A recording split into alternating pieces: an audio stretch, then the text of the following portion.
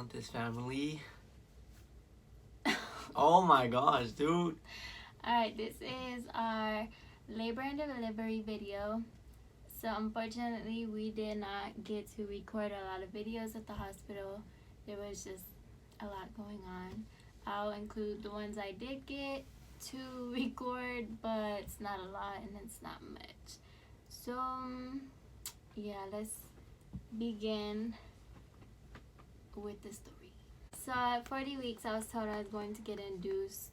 The day I did get induced, I was 41 weeks and 1 day. I was supposed to go to the hospital at 7, but they said there was no opening, so I had to go at 9. Alright, what's up guys? So I am 41 weeks and 1 day, and I'm going to go get induced right now. I was set up for 7, but they were too busy, so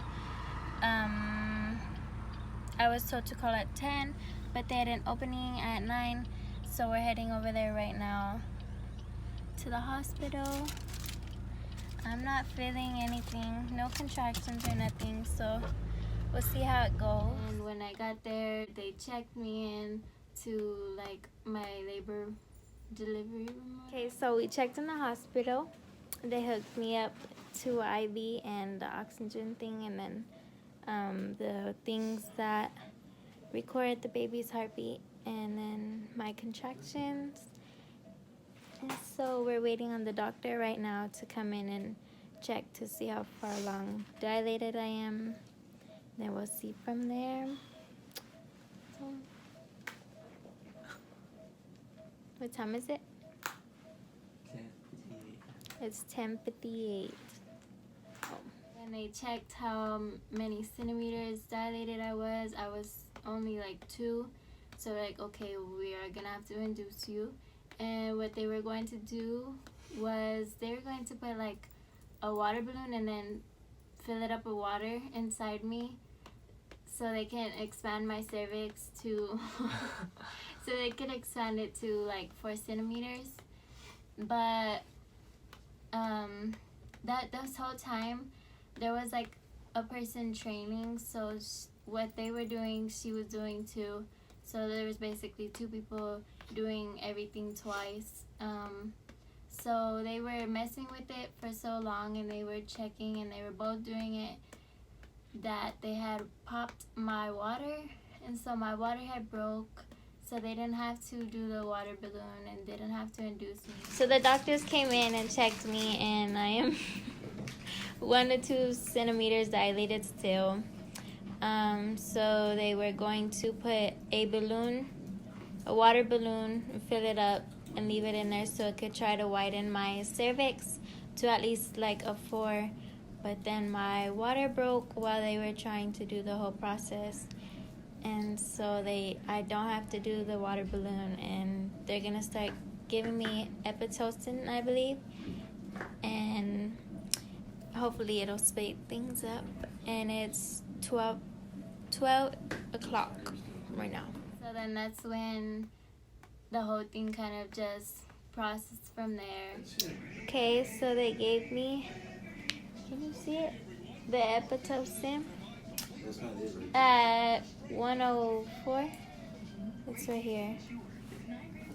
So there, I feel them a little stronger, but it's not so bad yet. But just gotta wait for them to kick in. I'm gonna try to take a nap if I can. So yeah. So it's 3 o'clock. My contractions are getting closer and stronger. The pain is about 4 to 5 now. He's just chilling over there on his phone. And yeah.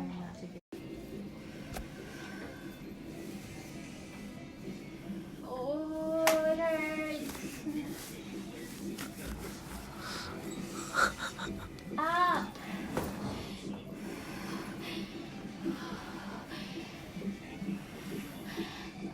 My doctors were taking like so long just to check like how many centimeters I was dilated, like after a few hours, and that's when I started to feel some contractions. And I was like, okay, well, they were getting kind of strong to where I wanted, like, the medicine, the pain medicine that goes into your IV. Okay, so it is 3:40, and these contractions are like a 7,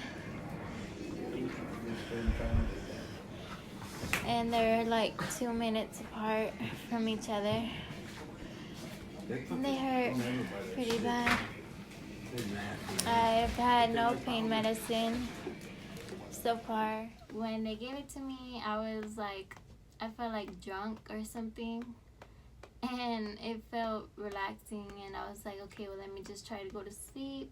I was relaxed and stuff, but it wore off. It felt like it wore off in 10 minutes, and I told my mom, and she was like, I don't know, and they were getting stronger, and it felt crazy. Okay, so at 4 o'clock, my contractions were hitting about 7 and 8. So I asked for some medicine. Do you know what it's called? I don't know. Some pain medicine they put in my IV, and I was kind of knocked out, but it wore off a little more now. So now my contractions are like, they're almost to 8, but they're like more sharp than tight. It feels weird. There was like one contraction that hit me, and I was like, I told my mom I can't do this no more. And then the second one had hit me, and that's when I was like, okay, no, I want the epidural. And because in my mind I was thinking, okay, I'm only 6 centimeters dilated, and then I'm gonna have to experience those contractions through like a whole another few hours, and I was like, I can't do that. The second contraction, I was like screaming and crying at the same time. And then they came in and they gave me the epidural. I was scared.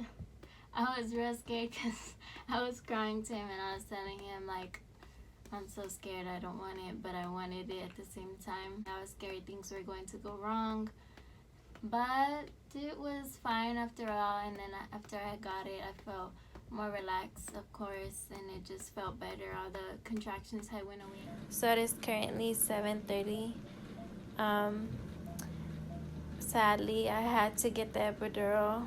I could not take the pain at all. But right after the person had left that gave me the epidural, my doctors came in to check me, and when they checked me, they were like, oh, you're ready to deliver already. You're already 10 centimeters. I was kind of mad because I was trying to do no epidural and just the regular pain medicine and kind of go natural, but they took so long to check me, and so I was kind of mad and frustrated, but I was ready to, pop this little thing out. And then that's when she was like, okay, well, let's do some practice runs, like as in pushing her out. And I was like, okay. And so we were getting ready, and then they were telling me how to push and stuff. And then what I was doing, I was holding on to like the railings on the side of the bed, and I was squeezing onto those, and I was holding onto those. I didn't even hold nobody's hand. And then they were like, okay, I pushed, and then they said I was doing good, so like, okay, let's get the doctor in. You're gonna have her like probably in no time. So then the doctor came in, and then that's when they were like, okay, are you ready and stuff, like, get ready, you're gonna have her. And so that's when I was pushing, and I guess I was like pushing for maybe 10 minutes the most, right? And then that's when she had came out. It was weird. It just felt like the brain was coming out. I don't know. It looked like a brain. And I saw hair. And then that's when I got excited. I got excited when I saw hair. Oh. Yeah, he was like, I saw her hair. The nastiest part was Water bag? Yeah. I was seeing that thing come out. I didn't even see nothing, like, I didn't see her like purple. She didn't look purple when I was given, like when they gave her to me. She didn't look purple, but he said she was purple a little bit, not that much though. But she cried when she came out. Most of the time it was she was on me. It was skin to skin. They waited to cut her umbilical cord, so they had put her on me, and then that's when they went to cut her. He cut her umbilical cord, and they took her weight and her like her length, how tall she is, I guess, and her weight was 6 pounds and 10 ounces, and then she was 19 centimeters. She was born at 8/19, and then that's when they just gave her back to me. And they tried having me feed her, you know, breastfeeding, and what one of the doctors had told me was that she did a 1st-degree tear, which is just a little tear, nothing, you know, major. They were stitching me up while she was on me, and a few minutes later they said my actual like V was bleeding, not like blood coming out, you know, it was my thing. And so they were like, it looked like real puffy, and they're like, okay, something's wrong here, so they had to unstitch it.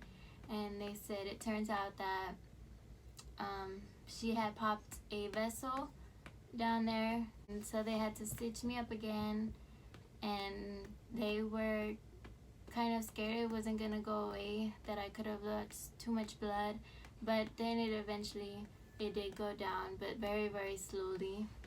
And so TMI, but my thing down there, it was about the size of a tennis ball, like one side of my lip, and it was huge and it hurt so bad and it was gross. I did get a hemorrhoid, but a small one, nothing too big. He was crying. He cried when she came out. And then my mom was there too. Him and my mom were in the room with me, and they were both crying, but I wasn't crying. I'm surprised I didn't cry because I thought I was going to. I was just smiling at her. I was all happy. This is Liliana. This is her. And she is 3.5 weeks now. And she's a little fussy monkey. Alright, so right now Israel had just left to go to work, so I'm going to just answer a few questions. Most questions were the same ones, so yeah. Did I get epidural? Yes, I got epidural. I did not want to get epidural at first, but then, like you heard in the story, I thought I was still only like 5 centimeters dilated, and I thought I was gonna have to go through really bad pain for a long time, so that's the only reason why I got it. Was it difficult? No, personally it wasn't difficult. It just felt like I was going to the restroom, like I was pushing, I don't know, like I was taking a dump or something. I was trying to get it out, because I know I was trying to like push or like do as good as I could, because I did not want to be, you know, trying to deliver her for hours. It was a real fast delivery, so it wasn't too bad for me. Pain felt like, I guess you can say period cramps, that's what everybody does say, but it's definitely a lot stronger. It felt like my stomach was tightening, like to where it got so tight to where it was gonna explode. That's kind of what it felt like, if that makes sense. Like if you blow a balloon up too much, you know, it eventually pops. That's what it felt like. So would I rather have a C-section or do it natural? I did not want a C-section at all. I wanted to have her natural. Was I scared, and what was my worst fear? My worst fear was getting a C-section, but then like later on while I was there at the hospital, I realized that my worst fear wasn't getting the C-section. My worst fear was something going wrong. That's basically why I was scared. I definitely did put it in God's hands, for him to guide me through it, and just to be there. I thank him for everything and how it went. Thank you for watching this video. Make sure you give it a big thumbs up. And next video will be my postpartum video and just a kind of a catch up on how we're doing and all of that. So yeah, stay tuned and subscribe so you can get notified when I do post it or post any other videos. Make sure you go watch our other ones if you are new, so you can get a little catch up on things.